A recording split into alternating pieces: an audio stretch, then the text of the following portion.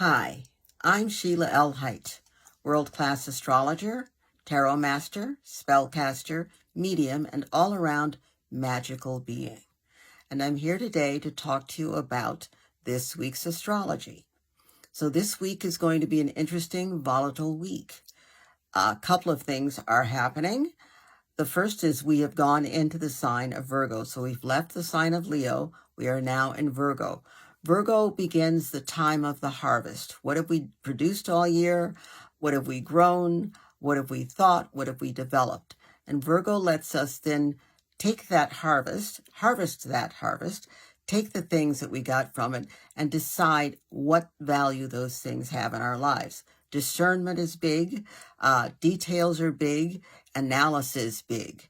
So when we look at that, we have to look at the planets that have moved, that will be moving this week and that will continue to move throughout the rest of the year. So starting this week, the planet Mercury, which rules how we gather and process information, how we communicate, how we think, how we write, is also moving into the sign Virgo. So you'll have the Sun in Virgo, the life force, and Mercury, how we communicate in Virgo, and they're going to work together. This is really great for concentrating, for getting things done, for knowing what it is you're going about, especially in Virgo. You do have to be careful, though, when the Mercury is conjunct the Sun, no matter what sign, because sometimes when we speak, that's Mercury, we can be a bit more forceful. That would be the life force of the Sun. We can be a bit more forceful than we intend to be. So it's really important for you to think before you speak, especially since Virgo is in the analytical, which if we're not careful can become critical sign of Virgo. Then on August 28th, something we've been waiting for quite a while, we will not only approach, but we will arrive at the lunar eclipse. 2 weeks before, we had the total solar eclipse. This is the lunar eclipse. A lunar eclipse is a full moon eclipse. It means the sun is in one sign and the moon is in the opposite sign.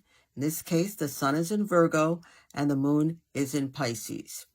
And so with this eclipse, we also have, so as you know, Mercury will also be a part of that. So the sun will be in Virgo, Mercury will be in Virgo. They will both be opposing, Sun and Mercury, moon in Pisces, opposing that moon. And it'll be the eclipse. So what is an eclipse? Solar or lunar, something is hiding something from the other. So right now we have the moon with the lunar will be hidden because the sun will be interfering with us being able to see it clearly. And when we have a lunar eclipse, something has to be surrendered. Something has to be taken away. It has to be released. It has to be given up. The something that will be given up, is a lot of whatever it is that we've been holding. Perhaps we knew it was there. Perhaps we didn't. The moon is, in a lot of times, our instinctual, subconscious way of thinking. So there are a lot of things stored there that we weren't aware of or that we forgot were there. And so memories, traumas, feelings, old things that no longer have value and that need to be cleared out and given away or set on the dust pile so that they can be taken away. That's what this wonderful Pisces, the inner self, Virgo, the mental, the logical self, full moon eclipse is going to bring us. It'll bring us an opportunity to be free of a lot of old stuff that held on to us. A lot of surprises will come, a lot of volatility, because this full moon, this lunar eclipse, is also connected with the planet Uranus. The planet Uranus is uncontrollable, unpredictable. Who knew that could happen? Anything can happen with Uranus. So the best thing to do is wear ankle weights, drink chamomile tea, respond and not react. Very important. So the thing to do is understand, as I said before, because Uranus is involved, there will be unexpected, unpredictable happenings. And they're going to happen quickly because that's Uranian energy for you. And it's a positive thing. It is not a negative thing. But it is very often a surprising thing. So this lunar eclipse is really excellent because it's connected to the North Node, which is the best way our souls can be. It's part of why we're here. The North Node in our chart, it's not a planet, but it is an important point, tells us the best way to be in the moment. And the best way to be in the moment is open and forthright with yourself, because the North Node is involved with this eclipse.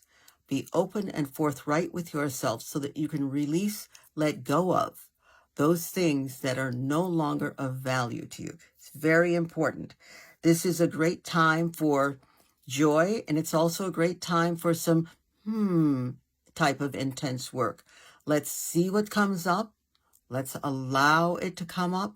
Let's allow it to go, because it's no longer necessary. And on that note, I will say this: remember that there are more of us than there are of them.